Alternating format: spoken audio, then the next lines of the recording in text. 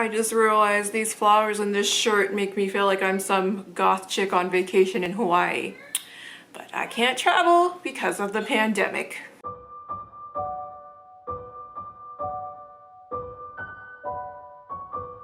Hi everyone, welcome to my video. So lately my channel has been taking the direction of me kind of combining my crafting with my wonderful spookiness. So today I'm going to tell you a little story that goes along with this crafting video. Let me take you on a journey. Last year, after a spooky queen comes back from a conference, her father tells her that her package was delivered because she had to deliver it to her dad's house because she lives in an apartment complex where things can easily get stolen. So this spooky queen eagerly, before she even goes home to her partner, goes to pick up this package. And within this package is a beautiful small black Christmas tree that is perfect for her tiny apartment. And she can't wait for the years to come that she spends with her wonderful partner celebrating Halloween, Christmas. And then in February, right before the pandemic, someone broke into my storage unit and stole all my Christmas stuff.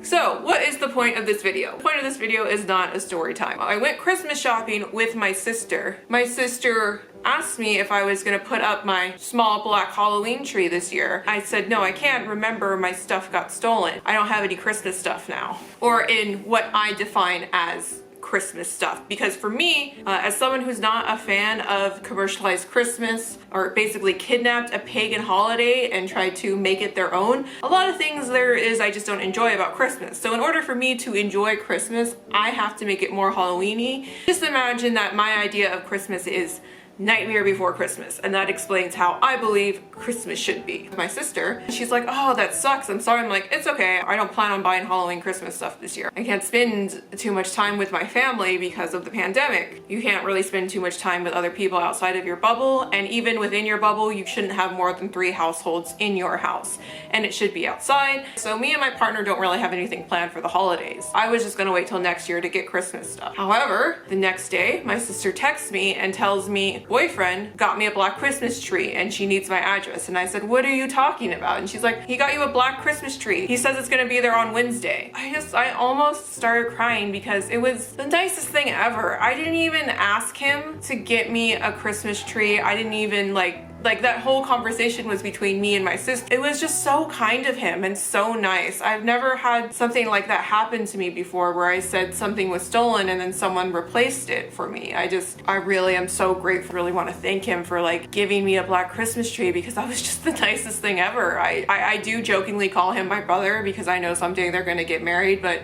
like he truly is my brother and does look out for me, and I think that's just amazing because he's only been a part of our family for about a couple of years now. So it's cool that he got me a black Christmas tree, but the thing was that is kind of funny is that my old black Christmas tree was only 2 feet. That's like this big. And my new Christmas tree is 6 feet, which is taller than me. I am 5'5". So I need to do 2 major things, which is the point of this video. One, I need to clear out a space to put this big Christmas tree, and the place where I want to put this Christmas tree is just the biggest mess. So I need to clear that out. What I want to do is, because it's a bigger Christmas tree, is make a Halloween skirt for the Christmas tree. I made this topper for my makeup vanity. So because I have some of that fabric left, I am going to be making a tree skirt out of the same fabric. Doesn't match the exact dimensions where it's gonna like be flowing out and look beautiful and perfect. But that's also because where I want to put it, there's not that much space there to begin with anyway. So this will at least cover the frame that holds the tree up, so that will at least do this. And then I got this cool, you see it, this cool liner for the edge of it. So that's what I'm gonna make the skirt out of, and then I'm going to be decorating the tree. I also had a cool Mario star on top of the tree to be like my star on top of the tree, and that got stolen, but luckily I went back to GameStop and they had another one, so yay! That's gonna be on top of my tree. So basically this video is gonna be me making the skirt and then me decorating the tree. So I hope you enjoy this video.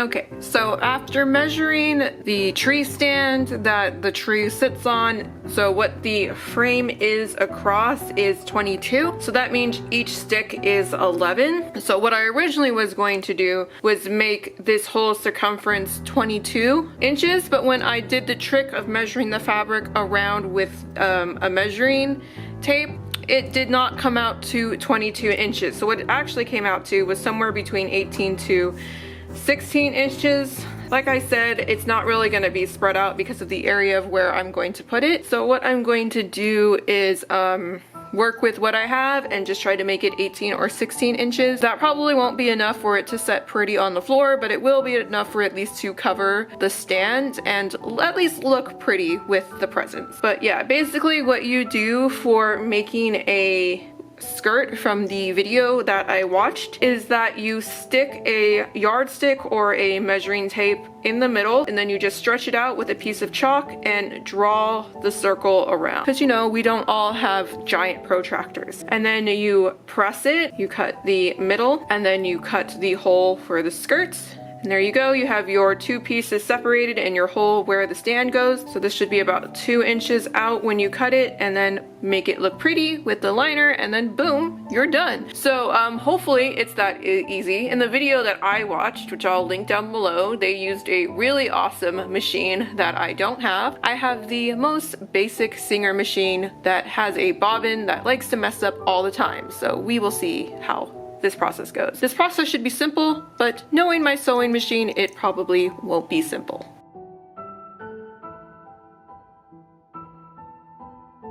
Okay, turns out, this always happens to me, when I needed to find my fabric chalk, I can't locate it, but when I don't need my fabric chalk, it's sitting right there on my fucking coffee table where I didn't know where I put it, except it's not on my coffee table this time. Anyways, that mini rant aside, so reason why that's a problem that I can't find my fabric chalk is because I could only find this charcoal pencil and the fabric is white.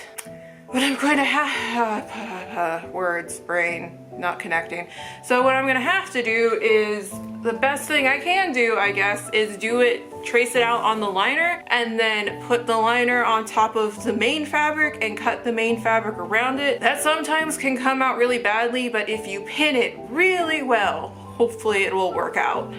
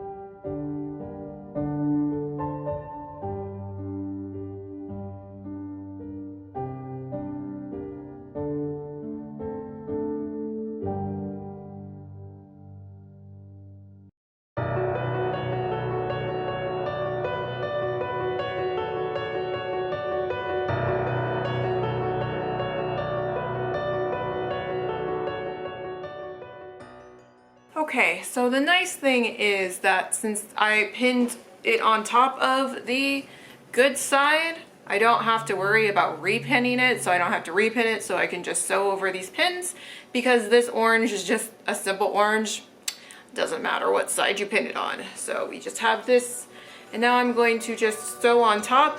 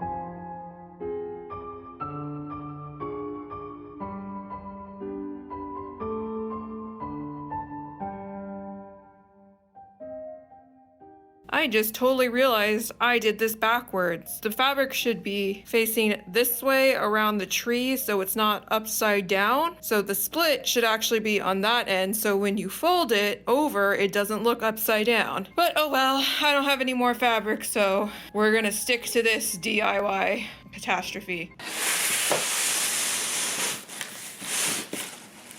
So this is the tree.